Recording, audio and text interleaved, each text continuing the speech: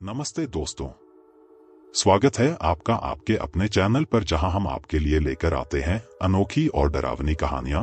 तो दोस्तों, आज हम आपको एक अनोखी और रहस्यमयी कहानी सुनाने जा रहे हैं जो हमें हमारे एक सब्सक्राइबर ने भेजी है, जिनका नाम रमेश जी है, जो एक ट्रक ड्राइवर है। तो चलिए आज की कहानी सुनते हैं रमेश जी के नजरिए से। नमस्कार दोस्तों, मेरा नाम रमेश है और मैं एक ट्रक ड्राइवर हूं और मुझे ये काम करते हुए काफी साल हो गए हैं। मेरे पूरे इलाके में सबसे अच्छा और मजबूत ट्रक मेरे ही पास था। वैसे तो मैं ज्यादातर समय रात में ही सफर करता हूं, लेकिन आज एक अजीब सा आदमी मेरे ट्रक के पास आया और आकर मेरे ट्रक में बैठ गया। उसने अपना चेहरा ढका हुआ था और बोला, रात में सफर करना है, सामान लेकर जाना है। काम 10 दिन का है, लेकिन पूरा सफर रात में ही करना पड़ेगा। मैंने कहा, अरे भाई, ये कौन सी नई बात है, कर लेंगे। उसने फिर कहा, देखो, जिस रास्ते से जाना है वो बहुत खतरनाक है। हो सकता है कि तुम डर जाओ और बीच में काम छोड़ने का सोचो। इससे पहले भी कुछ लोगों ने कोशिश की थी, लेकिन काम पूरा नहीं कर पाए थे। मैंने पूछा, क्या रास्ते में कोई चोर डाकू हैं? उसने कहा, नहीं, चोर डाकू का डर नहीं है। पर उसने बात पूरी नहीं की थी कि मैं बोल पड़ा, जब ऐसी कोई दिक्कत नहीं है तो क्या परेशानी है? जो भी है मैं देख लूंगा, आप एडवांस दे दीजिए। उसने एडवांस के बजाय पूरा पेमेंट ही दे दिया और कहा, बस मेरा काम पूरा होना चाहिए। रास्ते के बारे में मैंने इस कागज पर लिख दिया है, इसे देखकर चल लेना। उसने पता लिखकर मुझे दे दिया और मैं खुश हो गया, क्योंकि मुझे 2 हफ्ते का पक्का काम मिल गया था। वैसे तो कभी काम मिलता था और कभी नहीं, पर आज तो मुझे पूरे पैसे भी मिल गए थे। उसने कोई लिखा पढ़ी भी नहीं की थी। मैं पैसे लेकर भाग भी सकता था, लेकिन मैं अपने काम के प्रति ईमानदार था। इस इलाके में मुझे काम करते हुए काफी वक्त हो चुका था। मेरे गांव में मेरी माँ थी, मेरी छोटी बहनें थीं और मेरी मंगेतर भी, जिससे मेरी सगाई हो चुकी थी और जल्द ही हमारी शादी होने वाली थी। इसलिए मुझे पैसों की बहुत जरूरत थी। खैर, मैंने सामान लोड किया और ट्रक में बैठ गया। एड्रेस देखा तो रास्ता समझ में आ गया। सोचा, इसमें कौन सी बड़ी बात है, सीधा सा रास्ता है। लेकिन जैसे ही रास्ते पर चला, समझ में आया कि वो आदमी क्यों कह रहा था कि बीच में काम मत छोड़ना। रास्ते सच में अजीब लग रहे थे। पूरी सड़क पर सिर्फ मेरा ही ट्रक चल रहा था और आसपास कोई दूसरा वाहन नहीं था। रास्ते में 2-3 बार कब्रिस्तान आया। मैं सोचने लगा कि शायद एक ही जगह पर 3-4 कब्रिस्तान हैं, लेकिन कुछ आगे जाकर पता चला कि ये एक ही बहुत बड़ा कब्रिस्तान था। शायद ये इलाके का सबसे बड़ा कब्रिस्तान था। इंसान बड़ा अजीब होता है, जिंदा लोगों से भी डरता है और मरे हुए लोगों से भी। हर कब्रिस्तान में तो बस मुर्दे ही होते हैं, बल्कि मुर्दे भी नहीं, सिर्फ उनकी हड्डियां बचती हैं। तो फिर डरने की क्या बात है? पहला दिन तो बहुत अच्छे से निकल गया, कोई परेशानी नहीं हुई। लेकिन दूसरे दिन जो हुआ वो मैंने कभी सोचा भी नहीं था। जैसे ही मैं कब्रिस्तान के पास से गुजरा, मुझे ऐसा लगा कि मेरी सीट के पीछे कोई बैठा है और उसके घुटने मेरी सीट से टकरा रहे हैं। ऐसा लगा जैसे कोई औरत बैठी हो, क्योंकि औरतों की टांगें लंबी होती हैं और उनके बैठने का तरीका भी ऐसा ही होता है। पहले मैं बस भी चलाया करता था और जब कोई औरत पीछे बैठती थी तो बिल्कुल ऐसा ही महसूस होता था। लेकिन इस बार तो मेरे पीछे कोई भी नहीं बैठा था। मैंने सीट थोड़ी पीछे की और अचानक मेरा दिल बैठ गया। लगा जैसे सच में कोई पीछे बैठा हो। मैंने शीशे में देखा ताकि पता चल सके कि सच में कोई है या नहीं। मेरा दिमाग तेजी से सोचने लगा कि अब क्या करूं। तभी वो एहसास अचानक गायब हो गया। मुझे लगा शायद नींद आ रही है, इसलिए ऐसा लगा होगा। सोचा कि कल से चाय का थर्मस साथ रखूंगा, क्योंकि ये रास्ता सच में बड़ा अजीब है। न कोई ढाबा, न कोई होटल, पूरी सड़क सुनसान और वीरान। बस ट्रक की आवाज और कभी कभी झिंगुर की हल्की आवाज। इस रास्ते पर तो गलती से भी कोई दूसरा दिखाई नहीं देता था। वैसे तो मेरी आदत थी कि मैं सामान चेक नहीं करता था, क्योंकि जब ट्रक में सामान लोड होता है तो मुझे खुद ही अंदाजा हो जाता था कि क्या है। आमतौर पर फल फ्रूट या लकड़ियां लोड होती थीं। मैं पत्थरों का काम नहीं लेता था, क्योंकि उससे ट्रक खराब हो जाता था। लेकिन इस बार क्या लोड किया था ये मुझे मालूम नहीं था। ट्रक भारी लग रहा था, ऐसा लग रहा था जैसे वजन ज्यादा हो गया है। ट्रक की रफ्तार भी कम हो गई थी और समय भी ज्यादा लग रहा था।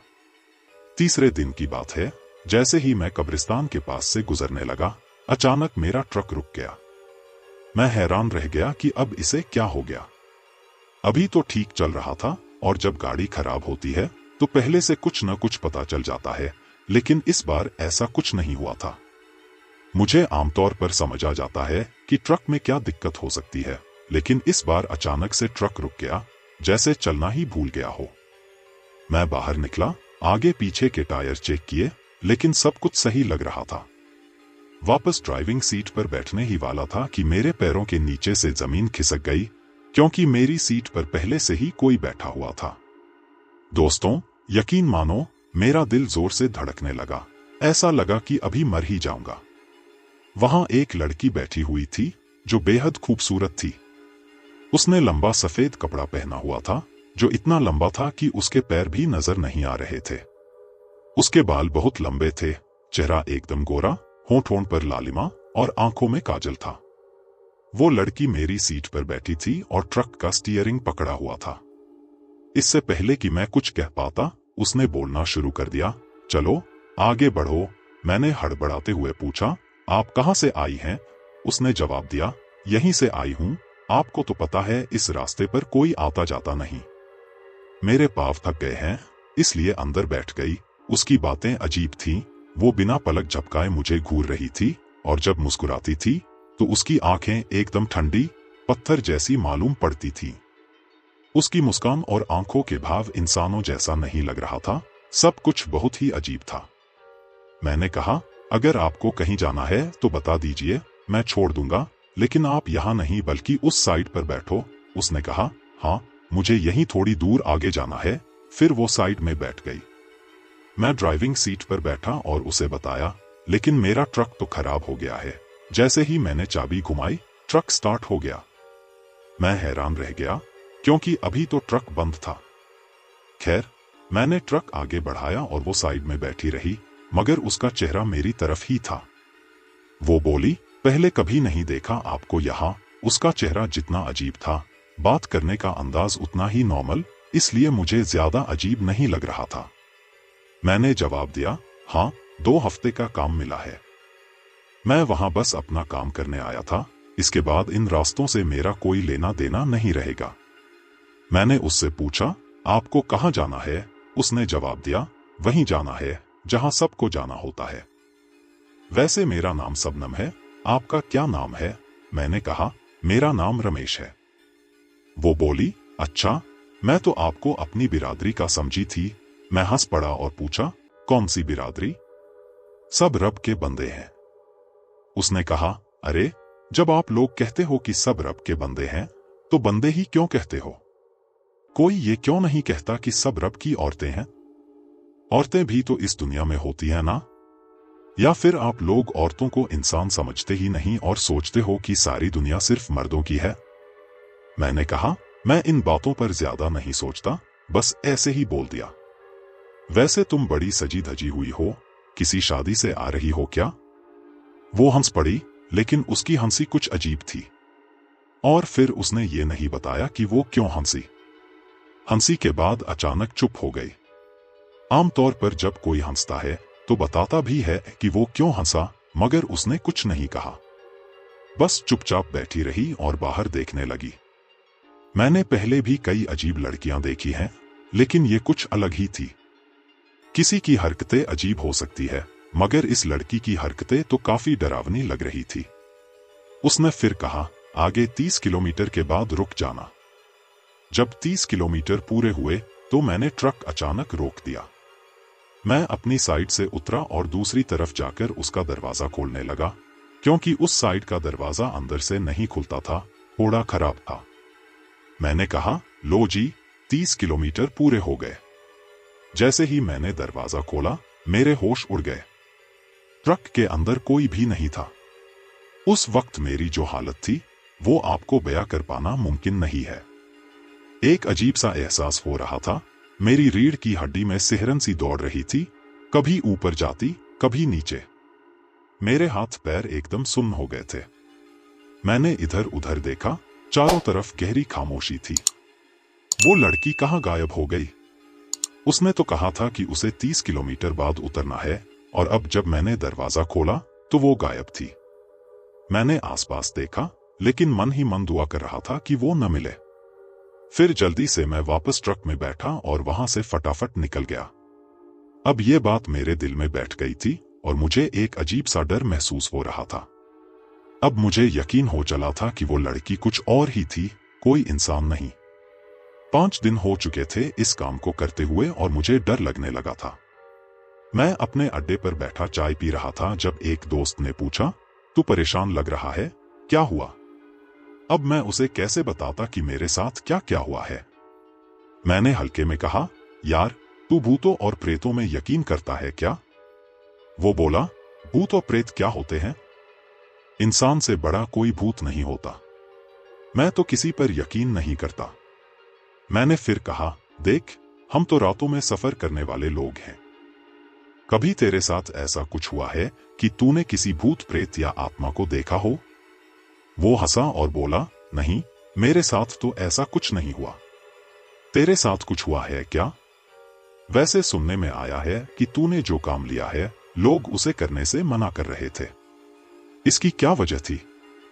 मैंने कहा, शायद इसलिए कि रास्ता लंबा है और धीरे धीरे जाना पड़ता है, पर इसका मतलब ये नहीं है कि मैं इसलिए परेशान हूं। छोड़ ये सब बातें। लेकिन अब मैं ठान चुका था कि आज रात मैं बिल्कुल भी नहीं रुकूंगा, बस सीधा चलता जाऊंगा। अगर चलता रहूंगा तो शायद कुछ नहीं होगा। वैसे भी मुझे डरने की जरूरत नहीं है। हो सकता है जब मैंने दरवाजा खोला उससे पहले वो लड़की कूदकर चली गई हो। जिस तरह आई थी उसी तरह चली भी गई हो, या फिर मैंने जागती आंखों से कोई सपना देखा हो। वो लड़की ने अपना नाम सबनम बताया था और मेरा नाम भी पूछा था। जिस आदमी ने मुझे पैसे दिए थे उसका नंबर भी मेरे पास था, लेकिन वो आदमी दोबारा अड्डे पर नजर ही नहीं आया। उसके 2 लोग आते थे जो सामान लोड करवा देते थे और चले जाते थे। मैंने उनसे पूछा, तुम्हारे मालिक का नाम क्या है? उसका नंबर क्या है? उन्होंने कहा, उसका नाम तो रेहान है, लेकिन हमें उसका नंबर नहीं पता। क्यों, उसने आपके पैसे लिए हैं क्या? वो तो किसी का पैसा नहीं रखता। मैंने कहा, नहीं नहीं, उसने तो पूरे पैसे दिए हैं, खाने पीने के भी। पर मुझे उससे पूछना था कि ये सामान क्या है जो उसने लोड करवाया है। जिस जगह का पता उसने दिया था वहां तो कोई भी नहीं होता। उन्होंने बताया कि वहां सिर्फ 2 लोग होते हैं जो कोई बात नहीं करते, बस सामान उतारते हैं और फिर मुझे कहते हैं कि 2 घंटे बाद चले जाओ। मैं ट्रक में ही बैठा रहता था क्योंकि वहां बैठने की कोई जगह भी नहीं थी। चारों तरफ अंधेरा था, पता ही नहीं चलता था कि कौन सा इलाका है और आसपास क्या हो रहा है। कोई डेरा भी नहीं दिखता था। खैर, मेरे दिमाग में अब और भी अजीब बातें घूम रही थी, लेकिन आज मेरे साथ ऐसा कुछ नहीं हुआ। अगले 3 दिन तक भी कुछ अजीब नहीं हुआ। मैंने सोचा शायद मैं ही कोई सपना देख रहा था या मुझे वहम हो गया होगा, क्योंकि जब इंसान नींद के वक्त काम करता है तो ऐसा हो जाता है। आज 8वां दिन था। मुझे लगा ट्रक चलाते चलाते मुझे नींद आने लगी है, ऐसा लग रहा था कि मैं सोने वाला हूं। तभी ट्रक मेरे हाथ से बेकाबू होने लगा। अचानक किसी ने स्टीयरिंग थाम लिया और कहा, आराम से। मैंने साइड में देखा तो वह सबनम थी। मैंने ट्रक को फौरन सीधा किया और मेरी एक जोर की चीख निकल गई, लेकिन ट्रक फिर से सड़क पर आ गया था। मेरा दिल तेजी से धड़क रहा था और वह मेरे बगल में बैठी थी। मैं उसे अपनी आंखों के किनारों से देख पा रहा था। आज भी उसकी आंखें पत्थर जैसी थीं, लेकिन चेहरे पर वही अजीब सी मुस्कान थी। मैंने डरते हुए कहा, तुम कौन हो? चली जाओ यहां से। वो बोली, क्यों जाऊं मैं? अगर मैं चली जाती तो तुम्हारी जान कौन बचाता? देखो, तुम अभी सोने वाले थे। अगर तुम्हारी आंख लग जाती तो फिर नरक में जाकर ही सीधे खुलती। मैंने कहा, तुम कौन हो? न तो इंसान लगती हो नहीं शैतान, उस वक्त उससे बात करते हुए मेरी जो हालत हो रही थी वो मैं ही जानता था। हम ट्रक ड्राइवर आम इंसान से थोड़े ज्यादा बहादुर होते हैं, तभी तो रातों को अकेले सफर कर लेते हैं। लेकिन ऐसी परिस्थिति में कौन बहादुर हो सकता है? वो हंसते हुए बोली, अरे ऐसी कोई बात नहीं है, चलो फिर से 30 किलोमीटर पर छोड़ देना मुझे। हमेशा यहीं से तो बैठती हूं तुम्हारे साथ, आज फिर मिल गई। 8 दिन हो गए हैं आज, पर तुमसे पहली बार बात की हूं। मैं हैरान होकर बोला, तुम रोज यहां से बैठती हो? लेकिन मैं तो तुम्हें सिर्फ एक बार ही देखा था। वह बोली, मैं रोज ही बैठती हूं, बस एक दिन तुम्हें नजर आई थी। तभी मैंने अपने गले में पहना हुआ लॉकेट निकाला और कहा, देखो चली जाओ यहां से। इस पर वह जोर से हंसने लगी और बोली, मैंने तो पहले ही कहा था मैं तुम्हारी बिरादरी की नहीं हूं। फिर तुम क्यों अपनी बिरादरी वालों जैसी बात कर रहे हो और मुझे डरा रहे हो? उसकी हंसी और मुस्कान अजीब थी, मानो वह मेरा मजाक उड़ा रही हो। फिर उसने अचानक मेरे हाथ पर थपकी मारी और कहा, अरे ट्रक स्टार्ट क्यों नहीं करते? मैं घबरा गया और जोर जोर से चीखने लगा और अपनी आंखें बंद कर ली। मैंने अपने हाथों से आंखों को ढक लिया। मुझे थोड़ी देर बाद लगने लगा था कि शायद अब वह ट्रक में नहीं है, क्योंकि जब कोई आपके साथ होता है तो उसकी मौजूदगी का एहसास होता है, लेकिन उसकी मौजूदगी का कोई एहसास नहीं हो रहा था। मुझे लगा मेरी चीख पुकार से वह चली गई है। मैंने धीरे धीरे अपनी आंखों के ऊपर से हाथ हटाने का फैसला किया, ये देखने के लिए कि वह गई है या नहीं। लेकिन जैसे ही मैंने हाथ हटाया, मेरे पैरों तले जमीन खिसक गई। वह तो मेरी गोद में बैठी थी। यूं समझ लो कि डैशबोर्ड के ऊपर बैठी हुई थी और उसका बड़ा सा फ्रॉक मेरे पैरों पर पूरी तरह से फैला हुआ था। उसका वजन मुझे इतना भारी लग रहा था जैसे कोई कमजोर लड़की नहीं बल्कि 100 किलो का आदमी मेरे ऊपर बैठा हो। उसने पलटकर मेरी ओर देखा और बोली, अब तो ट्रक चलाओ। मेरी चीखें और तेज हो गईं और जितनी जोर से मैं चिल्लाता वह उतनी ही जोर जोर से हंसने लगती। हंसते हुए उसने कहा, हमें तो लोगों के सामने आने की इजाजत नहीं है, लेकिन पता नहीं क्यों तुम्हारे ऊपर मेरा दिल आ गया है। मैंने डरते हुए कहा, तुम पागल हो गई हो क्या? मैंने सुना है कि जिस पर तुम लोगों का दिल आ जाता है वह जिंदा नहीं बचता, लेकिन मेरी हर बात के जवाब में वह बस हंसती रही। उसकी हंसी से मेरा दिल और ज्यादा डरने लगा। थोड़ी देर बाद वह फिर से अपनी सीट पर बैठ गई और बोली, चलो ट्रक चलाओ। मैंने हड़बड़ाते हुए ट्रक चलाना शुरू कर दिया। जैसे ही 30 किलोमीटर पूरे हुए, वह अचानक से गायब हो गई। मेरी हालत बेहद खराब हो गई थी। अब मैं उस आदमी को ढूंढना चाहता था जिसने मुझे यह काम करने के लिए भेजा था, क्योंकि अब मुझे लग रहा था कि मैं यह काम नहीं कर पाऊंगा। जिंदा बचा तो ही काम कर सकूंगा। मुझे पता नहीं था कि मुझे किस जगह भेज दिया गया था। 10 दिन हो चुके थे और मेरे पास अब सिर्फ 4 दिन का काम बचा था। लेकिन अब मुझमें और हिम्मत नहीं बची थी। 4 दिन में भी बहुत कुछ हो सकता था और मैं पहले ही बहुत ज्यादा डर चुका था। एक दिन सुबह मैंने सोचा कि आखिर माजरा क्या है, तो मैंने एक ऐसे आदमी से पूछा जो पहले भी उस रास्ते पर जा चुका था। उसने बताया, वह तो एक पुराना कब्रिस्तान है जो जाने कितने किलोमीटर तक फैला हुआ है। जहां जहां सड़क जाती है वहीं वहीं कब्रिस्तान भी फैला है, इसलिए रात के वक्त वहां कोई नहीं जाता। लोगों के साथ वहां कई अजीब घटनाएं होती हैं। किसी को जिन्न दिखते हैं, किसी को चुड़ैल और किसी को एक लड़की। उसने कहा, ज्यादातर लोगों को एक सुंदर लड़की दिखती है जो सफेद कपड़ों में होती है, लंबे बाल होते हैं। वह लोगों से कहती है कि मुझे थोड़ा आगे छोड़ दो। लेकिन बहुत से लोग जो उस रास्ते पर गए वो कभी वापस नहीं आए। मैं समझ गया था कि जिसे मैंने देखा था वह वही लड़की थी। फिर उस आदमी ने मुझसे कहा, तूने यह काम पकड़ा ही क्यों? हमने तो सुना है कि तू 10 दिन से इस काम को कर रहा है, वहां से सही सलामत वापस भी आ रहा है, फिर भी कुछ नहीं हुआ क्या?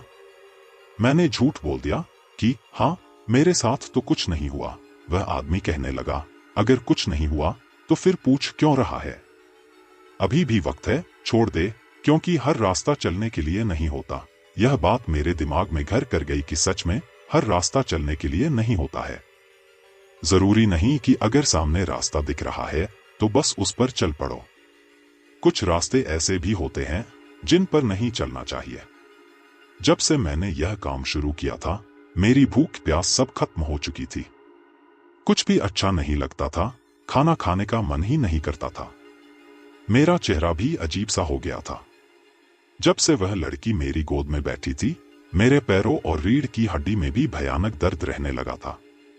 2 दिन तक तो सब कुछ शांत था, लेकिन आज 13वां दिन था जब मैं फिर से उस रास्ते पर था। उस लड़की के पास से हमेशा एक अजीब सी बदबू आती थी। मैं यह नहीं कहूंगा कि वह बदबू थी, बस कुछ अजीब सा ही था। आज फिर ट्रक में वही बदबू आने लगी और मुझे समझ में आ गया कि वह फिर आने वाली है। जैसे ही मैं उस जगह से गुजरा, मैंने अपनी आंखें बंद कर लीं। लेकिन जब आंखें खोली तो वह फिर से मेरे सामने बैठी थी। मैं बुरी तरह कांप रहा था। मैंने घबराकर कहा, तुम चाहती क्या हो? आखिर तुम कौन हो? देखो, मैंने तुम्हारा कुछ नहीं बिगाड़ा है। उस लड़की ने जवाब दिया, तुमने मेरा कुछ नहीं बिगाड़ा, लेकिन तुम्हारे जैसे लोगों ने मेरा बहुत कुछ बिगाड़ा है। मेरी शादी थी और मैं बहुत खुश थी। मैंने यही कपड़े पहने हुए थे, लेकिन कुछ लोग मुझे मेरी शादी के दिन उठाकर ले गए। इन्हीं रास्तों से होते हुए 30 किलोमीटर तक गाड़ी चलती रही। मेरे साथ जुल्म होते रहे। मैं गिड़गिड़ाती, चीखती, चिल्लाती रही, लेकिन ट्रक की आवाज ने मेरी आवाज को दबा दिया। इसलिए जब भी मुझे कोई यहां मिलता है, मैं उसे बताती हूं कि मेरे साथ क्या हुआ। मैं बुरी तरह डर गया। मैंने उससे कहा, देखो, मेरे घर में भी जवान बहनें हैं, मेरी खुद की शादी होने वाली है। मैं बुरा आदमी नहीं हूं, उसने शांत स्वर में कहा। मैंने कब कहा कि तुम बुरे आदमी हो? तुम यह क्यों नहीं सोचते कि 13 दिन हो गए हैं और तुम अभी तक जिंदा हो, फिर भी मुझसे डरते हो? अरे पगले, तुम्हें मुझसे डरने की जरूरत नहीं है। मुझे तो तुम अच्छे लगते हो। मैं उससे बात कर रहा था, लेकिन उसकी तरफ देख नहीं पा रहा था। मुझे पक्का हो गया था कि वह इंसान नहीं है। मैंने उससे कहा, मुझे छोड़ दो, मैं आज के बाद यहां कभी नहीं आऊंगा। मेरा काम खत्म हो जाएगा। वह मुस्कुराई और बोली, चलो, छोड़ दिया तुम्हें, और इसके साथ ही वह कहीं गायब हो गई। अगले दिन भी मैंने काम किया और कोई अजीब घटना नहीं हुई। कुछ हफ्ते ऐसे ही नॉर्मल गुजरे। मन में कहीं डर तो था कि शायद फिर से उस लड़की से सामना हो जाए, पर ऐसा कुछ नहीं हुआ। मैंने अपना काम खत्म किया और वापस अपने गांव लौट आया, क्योंकि मेरी माँ ने कहा था कि अब तेरी शादी करनी है। उस काम से जो पैसे मिले थे, वो भी मैंने अपनी माँ के हाथ में रख दिए ताकि शादी में काम आ सके। मेरी शादी बड़ी धूमधाम से हुई। ये उस जमाने की बात है जब लड़का लड़की शादी की रात ही एक दूसरे को पहली बार देखते थे। मेरा काम ऐसा था कि मैंने सिर्फ तस्वीरें देखी थी। जब मैं अपने कमरे में आया तो मेरी बीवी घूंघट में बैठी हुई थी। मैं बहुत खुश था, क्योंकि अब दिल में और कोई डर या चिंता नहीं थी, बस खुशी ही खुशी थी। मैंने बड़े प्यार से उसका घूंघट उठाया, लेकिन जैसे ही उठाया, मैं हैरान रह गया। सामने कोई और नहीं, बल्कि वही शबनम बैठी थी, वही कपड़े पहने हुए। उसने मुस्कुराते हुए कहा, कैसे हो मेरी जान? मैं डर के मारे पीछे की ओर पलटा और अपने दिल पर हाथ रख लिया। मेरी धड़कन इतनी तेज हो गई कि मुझे लगा दिल अब बस अभी बाहर आ जाएगा। वो फिर से हंसने लगी और बोली, तुम्हें क्या लगा मैं तुम्हें इतनी आसानी से छोड़ दूंगी? मुझे चक्कर आ गया और मैं बेहोश हो गया।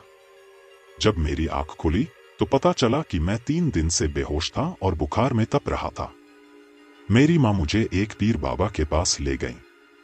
उन्होंने मुझे गले में पहनने के लिए एक ताबीज दिया और कहा, जब तक ये ताबीज तुम्हारे गले में रहेगा, वो चुड़ैल जो तुम पर आशिक हो गई है, तुमसे दूर रहेगी। इसलिए इसे कभी मत उतारना। मेरी बीवी माला, जो बेहद खूबसूरत थी, उसको भी मैंने सब कुछ बता दिया। वह थोड़ी परेशान तो हुई, लेकिन उसने कहा, जब तक मेरा नाम आपके नाम के साथ जुड़ा है, आपको कुछ नहीं होगा। मैं आपके साथ हूं, तब से अब तक मैंने वह ताबीज गले में पहना हुआ है, और इस बात को अब 10 साल हो चुके हैं। मुझे अब भी ऐसा लगता है कि वो मेरे आसपास ही कहीं है। मुझे देखती है, पास आने की कोशिश करती है, लेकिन पास नहीं आ पाती है। कभी कभी वह मेरे सपनों में आती है। जब मैं अकेला होता हूँ तो उसकी हंसी की आवाज सुनाई देती है। मगर आज भी मेरे मन में यह सवाल है कि उसने मुझे बाकी लोगों की तरह इस दुनिया से अलग क्यों नहीं किया। वो अभी भी किसी न किसी रूप में अपने होने का एहसास दिलाती है, पर शायद मेरे सामने नहीं आ पाती। अब मेरी जिंदगी ऐसे ही बीत रही है। मेरा वजन काफी घट गया है, मैं पहले से बहुत कमजोर हो गया हूँ। लोग कहते हैं कि जब किसी के साथ इस तरह की शैतानी चीजें होती हैं तो ऐसा ही होता है, उसका वजन घटता चला जाता है। तो दोस्तों, ये थी हमारी आज की खौफनाक कहानी। अगर आपको ये कहानी थोड़ी भी पसंद आई हो तो हमारे चैनल को सब्सक्राइब कर लीजिए, ताकि हमारे और आपके बीच का रिश्ता और मजबूत हो जाए और आने वाली ऐसी दिलचस्प कहानियां आपसे मिस न हो जाएं। और आप चाहे तो हमें अपनी ऐसी डरावनी कहानियां हमें भेज सकते हैं हमारे ईमेल पे जो नीचे डिस्क्रिप्शन में दिया हुआ है। तो फिर मिलूंगा एक नई कहानी के साथ। तब तक के लिए अपना और अपने परिवार का ख्याल रखिए। बहुत बहुत धन्यवाद।